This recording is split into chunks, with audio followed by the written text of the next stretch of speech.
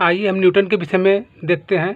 Newton ने गति विषयक 3 नियम दिए थे जो इस प्रकार है। सन 1686 ईस्वी में आइजैक न्यूटन ने अपनी पुस्तक प्रिंसिपल में गति विषयक नियम दिए थे जो 3 थे। इन्होंने 3 नियम दिए थे। आइए प्रथम नियम देखते हैं।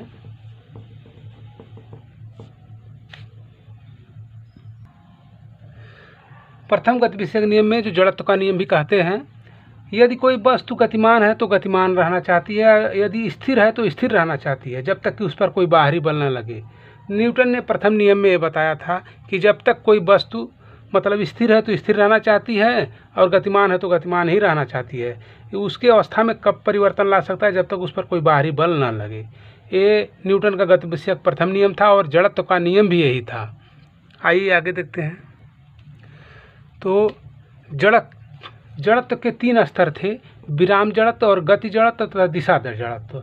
विराम जड़त्व में वो जड़त्व था जो कोई वस्तु विराम अवस्था में तो विराम अवस्था में ही रहना चाहती है, और गति अवस्था में था कि कोई गति कर रहे तो गति अवस्था में ही रहना चाहती है, और दिशा अवस्था में था कि जिस दिशा में जा रहे उसी दिशा में रहना चाहती है, कि जब तक कोई तीनों पर बाहरी बल न लगे तब तक ये अपने अवस्थाएं को नहीं बदल सकती हैं। ये जड़त्व का नियम था। ये 3 स्तर पे नियम था जड़त्व का। वही गति विषयक प्रथम नियम में है, न्यूटन पर प्रथम लॉ में।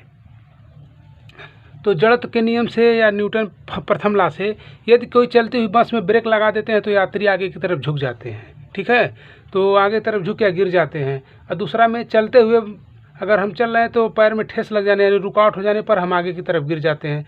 तो ये जड़त्व का प्रथम नियम है, जिस कारण से हम चलना ही चाहते हैं, मतलब कोई जब तक उस पर कोई बाहरी बल न लगे तब तक हम नहीं रुकते हैं। इसी कारण ऐसे ही ब्रेक लगाने पर वो गाड़ी रुक जाती है, लेकिन यात्री नहीं रुकना, मतलब यात्री उसमें नहीं रुक पाते हैं, आगे की तरफ झुक जाते हैं। इसी तरह चलते हुए ठेस लग जाने पर वो आगे तरफ गिर जाते हैं।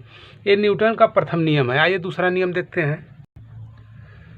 तो आइए देखते हैं दूसरा नियम, न्यूटन गति विषयक द्वितीय नियम या संवेग का नियम, ठीक है, दोनों एक ही है। निम्नलिखित है, किसी वस्तु के संवेग परिवर्तन की दर उस पर लगने वाले बल के समानुपाती होती है तथा इस संवेग परिवर्तन की दिशा सदैव बल की दिशा में होती है। मतलब किसी वस्तु में संवेग परिवर्तन की दर उस पर लगने वाले बल के समानुपाती होती है तथा संवेग परिवर्तन की दिशा सदैव बल की दिशा में होती है। आइए इसका उदाहरण देखते हैं।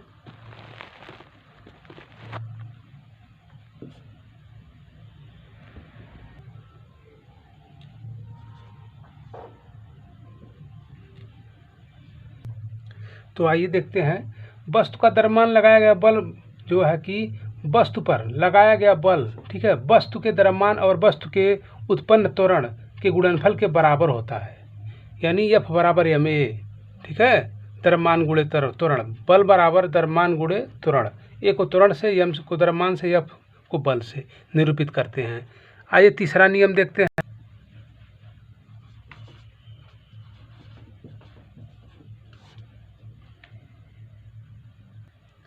तो आइए न्यूटन का विषयक तृतीय नियम देखते हैं।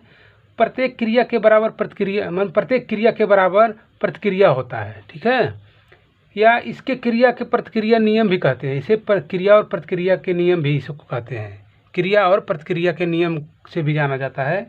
जैसे जब कोई वस्तु जैसे उदाहरण के लिए जब कोई वस्तु हम ज़मीन पर पटकते हैं, वैसे गेंद समझ लीजिए, जब हम गेंद ज़मीन पर पटकते हैं तो उतना ही उछाल ऊपर फेंकता है। तो जितने ही रफ्तार से हम पटकते हैं उतने रफ्तार से ऊपर फेंकता है। तो यही क्रिया और प्रतिक्रिया के नियम से है।